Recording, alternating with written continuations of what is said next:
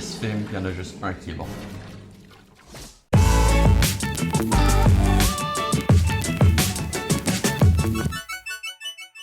Salut tout le monde et bienvenue à Opinion d'un vrai cinéphile, mon nom est Nicolas Tomaillard et aujourd'hui on va parler de la franchise Predator. Pourquoi? Je le sais pas. Soudainement j'ai eu l'envie de toutes les écouter. Donc je suis passé au travers des 6 films, il y en a juste un qui est bon.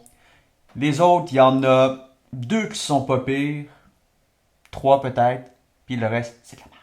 C'est horrible, c'est une vraie catastrophe. On va commencer avec le premier.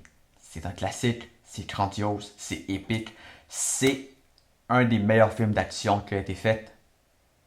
Essayez de me prouver le contraire. Vous pourrez pas. Le premier Prédateur avec Arnold est absolument sublime. Un grand film d'action, de suspense, d'horreur, et tout ça mélangé dans un film de 1h40, à peu près. Pourquoi c'est tellement bon? C'est l'époque des films d'action, mais également des muscle men dont Arnold et Carl Weathers, qui joue Apollo Creed dans la série Rocky.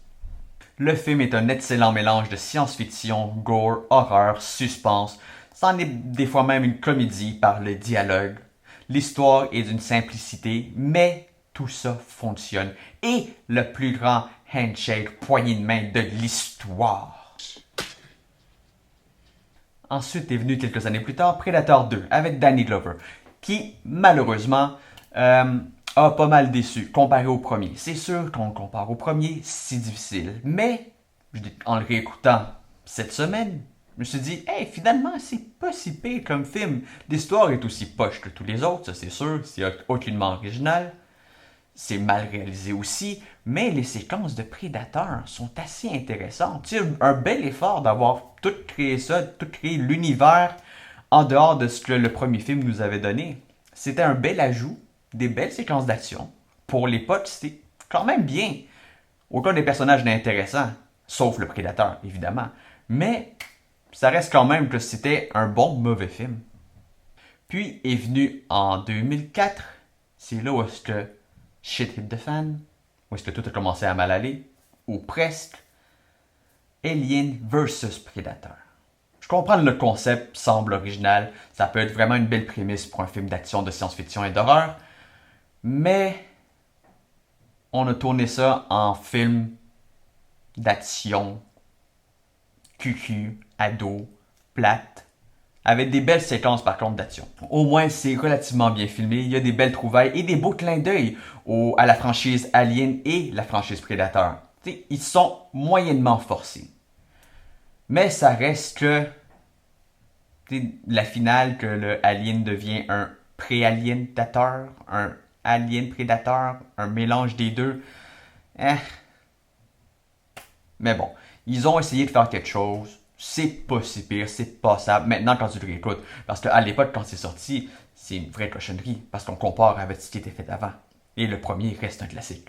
Mais 20 des années plus tard, quand tu le réécoutes, que t'as rien à faire, tu te dis, pourquoi pas, je vais réécouter, voir si tu es vraiment aussi mauvais que ça. C'est pas si pire. C'est pas si pire. Là où ça s'est gâché, c'est que quelqu'un a décidé de faire une suite à ça. Donc, Alien vs Predator Requiem.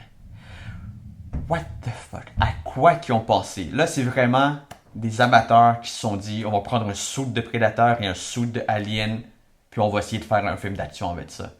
C'est absolument atroce. Il n'y a aucune histoire, il n'y a aucun personnage intéressant, c'est pas drôle, c'est même pas bien filmé, il n'y a aucune scène d'horreur qui vaut la peine. C'est un jeu vidéo est plus intéressant que ça. Comment dire? Quand tu pars d'une mauvaise idée et que t'en fais une pire idée, c'est qu'il y a un problème. Et ça, c'était le gros problème de Alien vs Predator Requiem. Rien tient la route.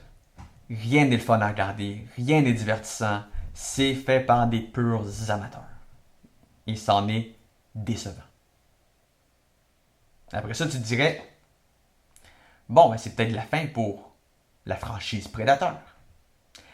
Non, ça a été légèrement secouru par le film en 2010, qui est un genre de reboot, remake, hommage, suite au premier Predator. Ce qui est une bonne chose. Ils ont fait comme tout ce qui s'est fait après, on oublie ça, on fait une suite au premier. Ça semblait une bonne idée. Sur papier, c'est pas si pire. Le scénario est tout aussi normal que tous les autres. Pas très très original. Mais l'idée de base est quand même bonne. Ça mérite de pouvoir être exploité. Ensuite, les séquences d'action, c'est bien aussi. On voit des nouveaux prédateurs. Il y a quelque chose de nouveau. Il y a juste Adrien Brody qui fait le mieux, qui fait de son mieux pour être un Christian Bale, un Batman de lui, avec sa voix. Mais bon, on peut vivre avec certains défauts. Donc c'était un pas dans la bonne direction. Faire un hommage au premier, ajouter des petits éléments nouveaux pour essayer de faire une suite. Ça semblait être bien parti. Malheureusement, ça n'a pas été aussi spectaculaire qu'attendu. Les chiffres ont été corrects au box-office. Donc, il n'y a pas eu nécessairement d'attrait pour faire une suite à celle de 2010. Là où ça va se gâcher encore, c'est en 2018. On fait un autre Prédateur. Cette fois, ça s'appelle Le Prédateur. Shane Black, qui est un bon réalisateur en soi, qui est capable de bien écrire des scénarios, des beaux dialogues, nous offre ici une perte de temps qui est comparable à Alien vs Predator Requiem. Pourquoi? Absolument aucun intérêt pour les personnages. Le Predator, à part d'être plus gros, il nous apporte rien de plus. Il y a des chiens prédateurs, mais ça on le savait déjà.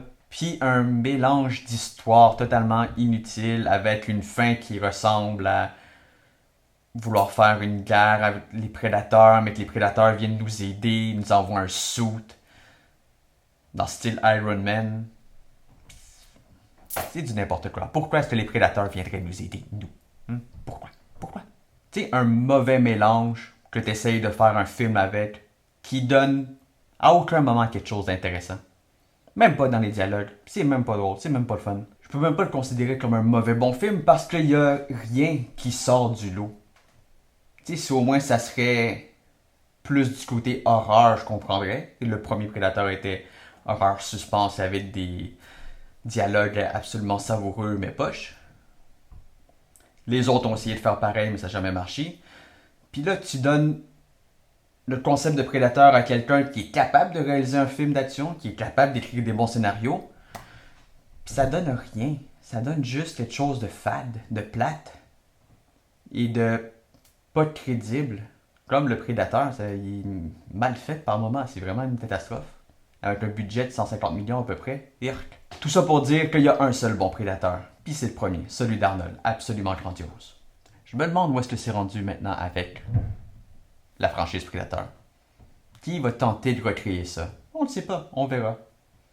Probablement que ça va sortir à quelque part, dans quelques années. Ils vont se réessayer, c'est sûr.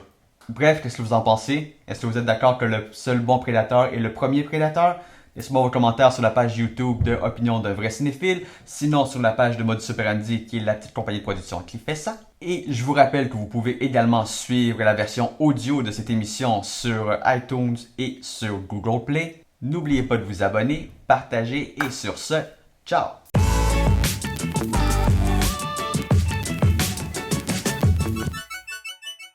C'est leur handshake est absolument... J'ai pas de mots pour l'expliquer.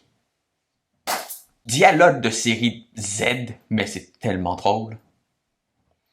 Je vous en prie. Non, Siri, je t'ai jamais parlé.